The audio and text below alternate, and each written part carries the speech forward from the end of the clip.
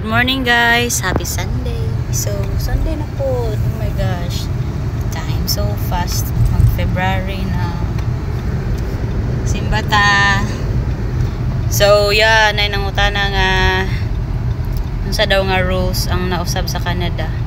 So daghan kayo ang apektado karon ba sa sa bagong patakaran sa Canada kay bawal na mag-sponsor og spouse. Ang tawag na yan spousal visa? Spousal visa? Kung dili ka professional, kung dili professional job imong work dere, so like nasa lagi tawag ng mga tier basta ang kanang tier 0 to 2 mo na yung mga professional job dere nga under sa mga pathway for something mga passenger train. Na-I train. So wait lang. Na-I train 1, 2, 3, 4 passenger 5, train 6. So 6 kuan. Naya po nilang train dire Ang hinay mo ilang train dire Gikan mo na sa train station. Okay. Pakuan pa na siya, pa Toronto. Di mo suwag patag sa kay train Saan tapaingan? Toronto. Quebec. Toronto. So mo to siya na so ang pinakaluoy jud ano ba yun?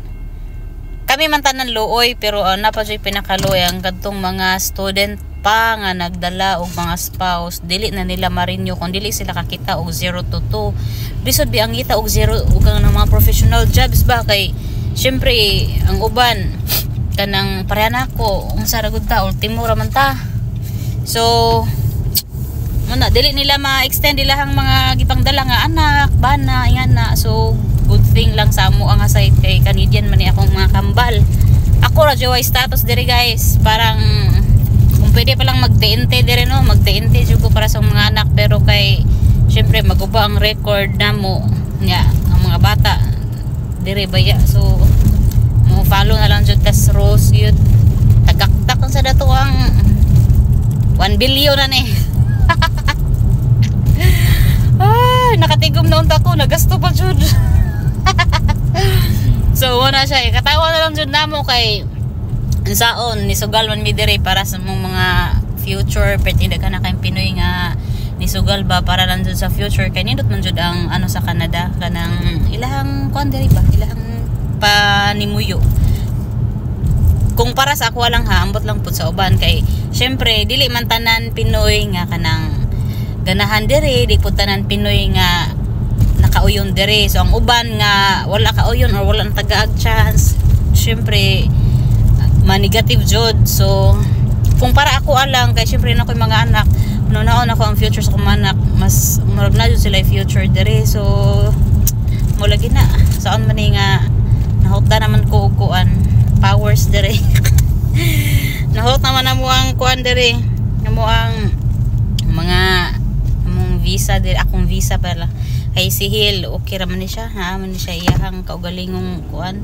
Ako ra jud kay ni akong mga anak mo lagi na citizen ako ra jud ang wala. So kinahanglan jud ko mauli kay kanang kinahanglan jud nako madaang mga bata kay wa may mo bantay dire walay mo bantay. So luoy naman si Hill kay mahabilin. So mo na siya guys pertika syempre labi na tong mga dako gasto kami medyo tanan dako gasto dire kay syempre maningpad mangyud ta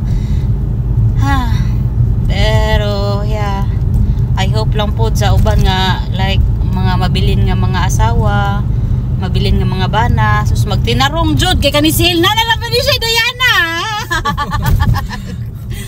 Diana stand by me daw sus katinga ko ni kalit ra siya ingog Diana stand by me kinsa man Diana ha.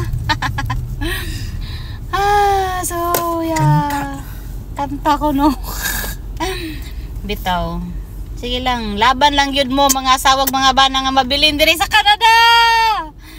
Uta kay basin day mo kalit na pug-ingon kay in the coming 2027 so daghan kayong mga senior nga mo retire. So maingon na po na sila nga shortage something every year magud sila magsigusab-usab og kuan guys kanang patakaran base sa unsay hitabo ilahang nasod. So basin puhon ang katong mga maabtan pa wala na